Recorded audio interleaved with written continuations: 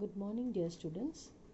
I hope you have gone through all the 3 PDFs where the explanation and solutions of this chapter, that is Euclid's geometry, have been given.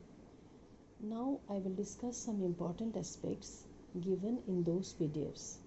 Please take out the first PDF, which is related to Introduction to Euclid's Geometry.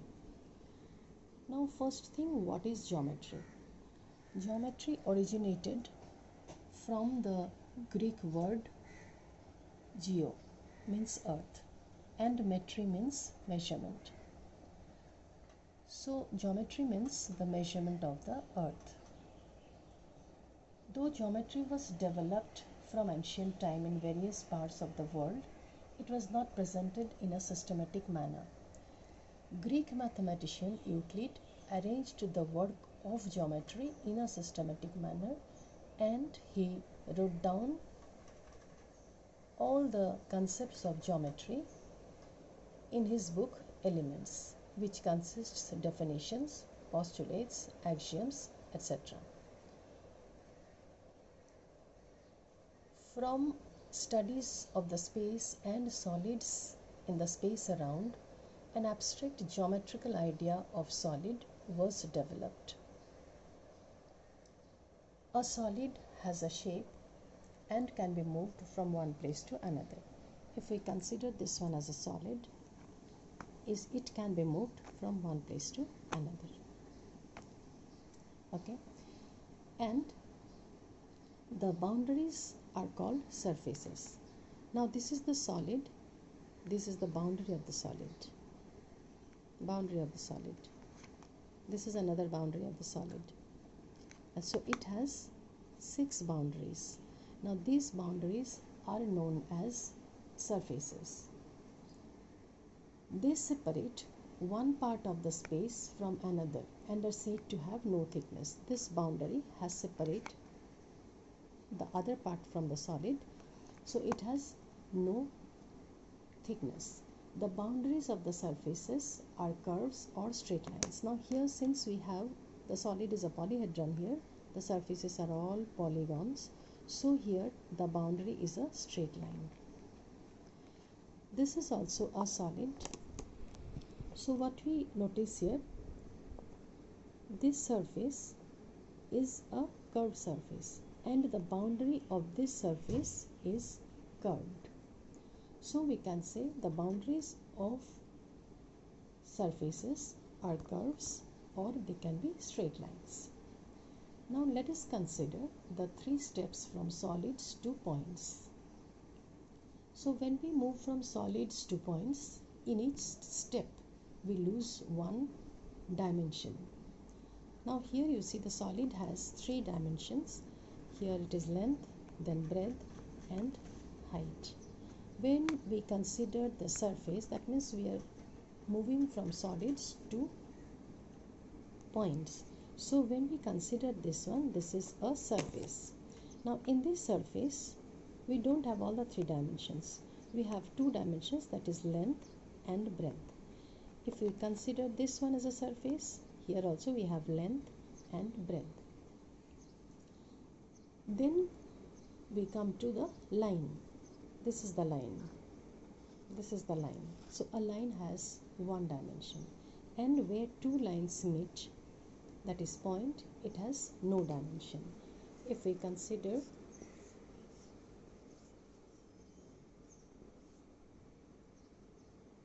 this is a solid, so this is the surface.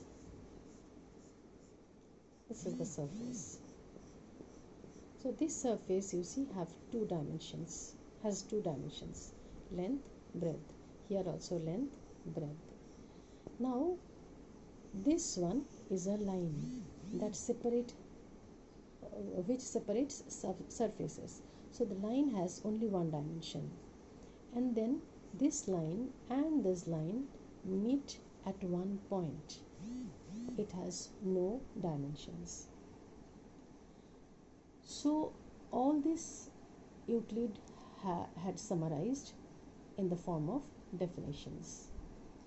and the geometrical approach given by him is known as Euclid method. Some of the definitions which he mentioned in his book Elements are a point, then a line, ends of a line are point. So in this way he defined. So what is a point? A point has no part. A line is a breadthless line. Ends of a line are points. This we have seen. If this is a line, the ends of the line are points. Then a straight line, the fourth definition you see now, a straight line lies evenly with points on itself. So if this is a straight line and it is lying evenly and all the points are on the line. Then comes a surface. This one I mentioned before, a surface has length and breadth. Next, edges of a surface are lines. A plane surface is a surface which lies evenly with straight lines on itself. This is the plane surface and it has lines evenly on itself. This is the line, this is the line, this is the line, and this is the line. Then comes axioms and postulates. Now, axioms were used throughout in mathematics and are not specifically linked to geometry. So we have defined here 7 axioms given by Euclid. First axiom, things which are equal to the same thing are equal to one another. Let us see one example. Suppose A is a quantity, A is equal to B. C is another quantity that is also equal to B. So both A and C are equal to B. So we can say that A equal to C. Now we can also take another example. 2 plus 9 equal to 11. We can also write 4 plus 7 equal to 11. See, both the sum of 2 and 9 gives us 11, sum of 4 and 7 gives us 11. So both of the statements are equal to 11. So we can say 2 plus 9 equal to 4 plus 7. That means things which are equal to the same thing, both the things are equal to the same thing, are equal to one another. Next axiom. If equals are added to equals, the wholes are equal. So here the same thing we can apply here. As we have seen that 2 plus 9 is equal to 4 plus 7. So if we add an equal amount to both, the wholes will also be equal. So what we did, 2 plus 9 and 4 plus 7 are equal. So we have added the same quantity to both. Then that also gives you 11 plus 3, 14. Here 11 plus 3, 14. Third axiom. If equals are subtracted to equals, the remainders are equal. Almost same thing we can do here. So from here, suppose say we are subtracting 5. 2 plus 9 is equal to 4 plus 7. So we are subtracting 5. Equal quantity we are subtracting from both. Then what you can see? 2 plus 9 is 11. 11 minus 5 is 6. 4 plus 7, 11 minus 5 is 6. So these are the remainders after subtraction. These are also equal. Now fourth one. Things which coincide with one another are equal to one another. Now suppose we have a straight line of 5 centimeter. We have another straight line segment of 5 centimeter. So if we allow this line to fall on this line, then both the lines will coincide. So we can say things which coincide with one another are equal to one another. Now number 5, the whole is greater than the part. Let us consider an angle of measure 80 degree. This whole angle measures 80 degree. So then from this angle we will take a part measuring 20 degree. So 80 degree is the whole part from where we have taken 20 degree. We cannot take 80 degree from 20 degree. Understood? So we can say that this whole is a part of whole is greater than this part.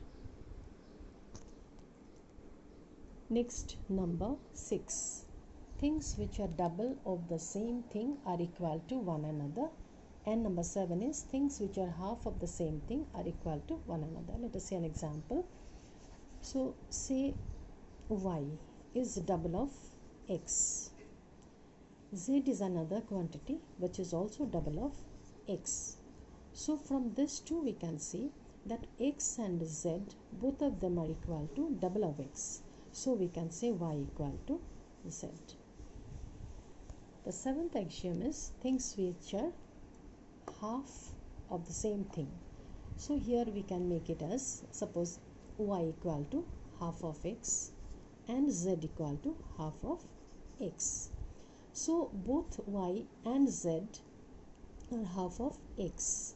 Then we can say that y equal to z. So this is all about axioms. Now we will go to postulates. So what are postulates? Like axioms, postulates are also assumptions, and these were specified to geometry. Now first postulate is a straight line may be drawn from one point to any other. So this is one point and we can draw a straight line to any other point. Or also we can say that if there are two distinct points, then there is a unique line passing through them. Now come to the second postulate. A terminated line can be produced indefinitely. Terminated line means a line segment. So we can produce them infinitely in both the ways. So that is your a terminated line can be produced indefinitely. Now postulate 3. A circle can be drawn with any center and any radius. So here we have, suppose like you can have a circle of 5 centimeter. You can have a circle of 8 centimeter. So whatever radius is given, we can draw a circle. Next postulate number 4. All right angles are equal to one another. Now right angle means measuring 90 degree. So from wherever you bring right angles, all angles will measure 90 degree. Now postulates 1 to 4 are simple. We have next postulate 5, which is a complex one. See the postulate. If a straight line falling on two straight lines, let us understand this one by a diagram.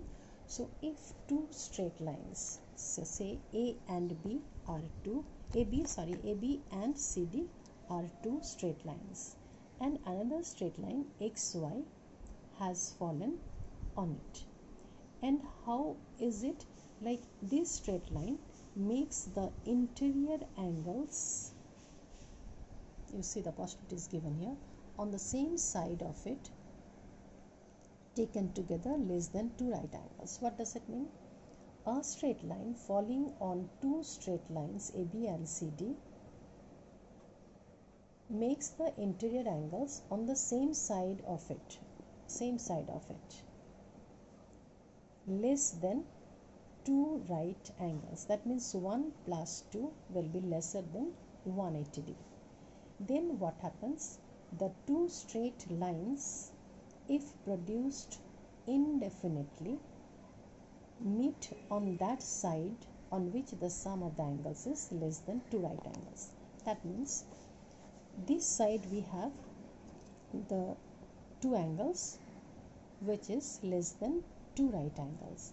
So in this side, if those two lines are extended indefinitely, then they meet at a point. So that is the fifth postulate. Now after the postulates, then comes proposition or theorem. So the statement or the results which were approved by Euclid's axioms and postulates are called propositions and theorems.